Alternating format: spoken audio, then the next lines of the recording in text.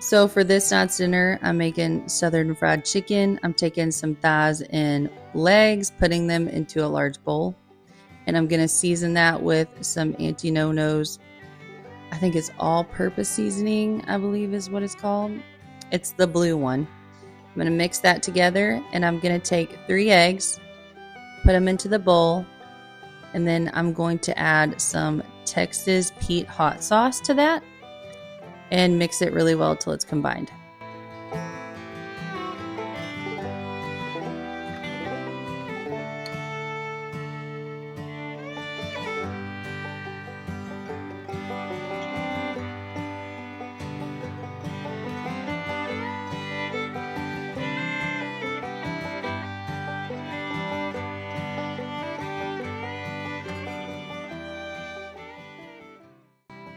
This is just some self-rising flour, and I'm adding some Auntie No-No's to that as well.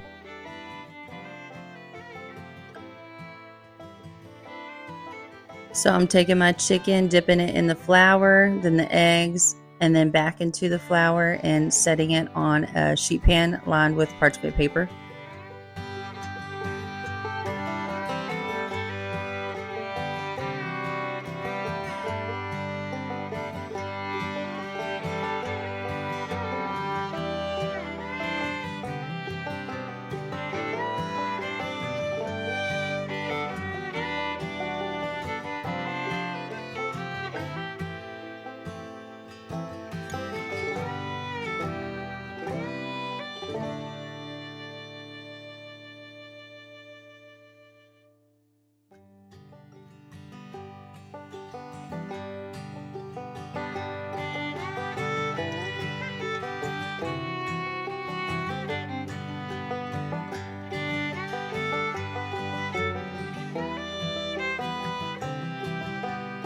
So my husband generously got me this for Mother's Day. I've had 2, but then I'm like, I need to go on a diet, and I give it away. And I always regret it. He got me another one. I'm never giving this one away, but I have some peanut oil and lard. I ran out of peanut oil, but it's at 350, and I cook them for 14 minutes. You can do this in a Dutch oven as well. Just make sure it's on 350. And you take them out and put them to dry or drain on a clean sheet of parchment paper.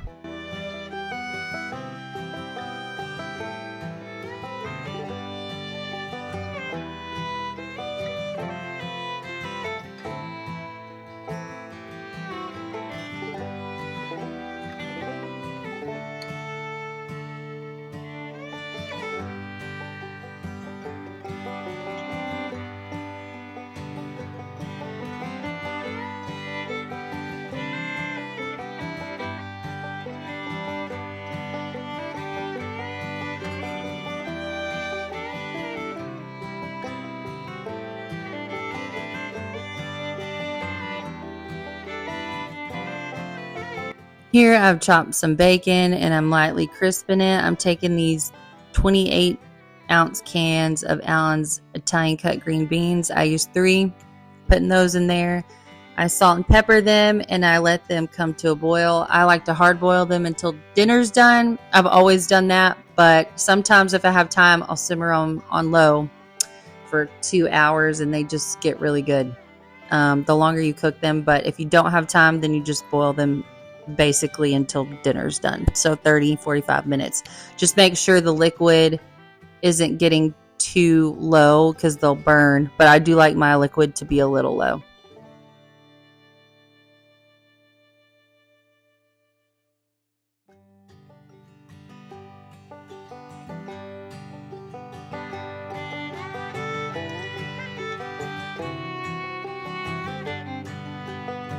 Here I've taken some butter, let that melt a bit, added some super sweet white corn that's frozen. I'm adding about 4 to 6 ounces maybe 5 of cream cheese and a splash of heavy cream. And then I added in total probably 2 tablespoons of sugar. And I mix those together. I let them come to a boil and I let them thicken up. And once they're thickened up, I just turn it off and let them sit until dinner's done.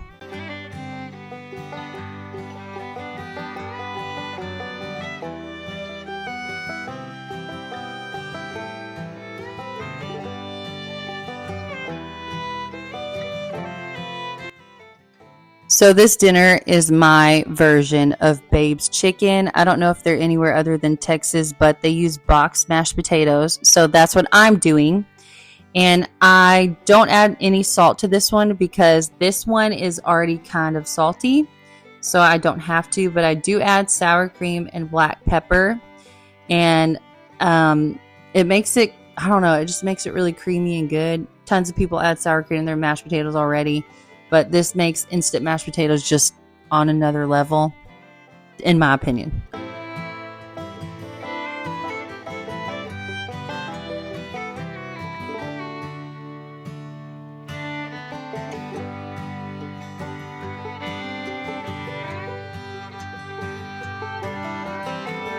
This is Southern Elle biscuit mix, and I saw this on In the Kitchen with Mama Mel's channel. She's probably my favorite YouTuber, and I trust anything she says. So I got this from Amazon.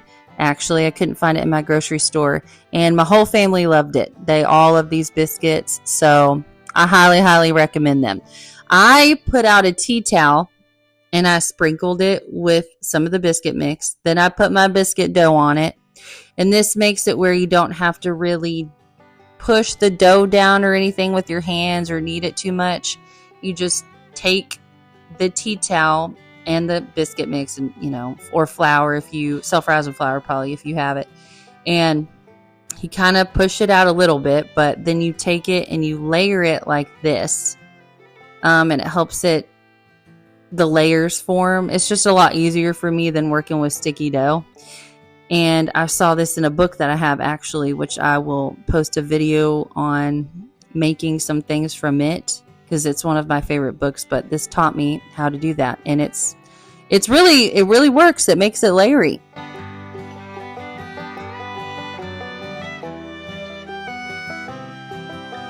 I don't know if layery is a word, but we're gonna say it.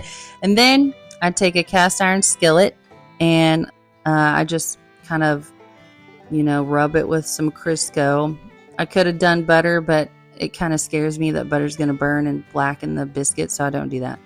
And then I add the biscuits. You don't want to turn your biscuit cutter because I've heard that kind of stops it from rising. So you just want to go straight down, straight up, and take it out.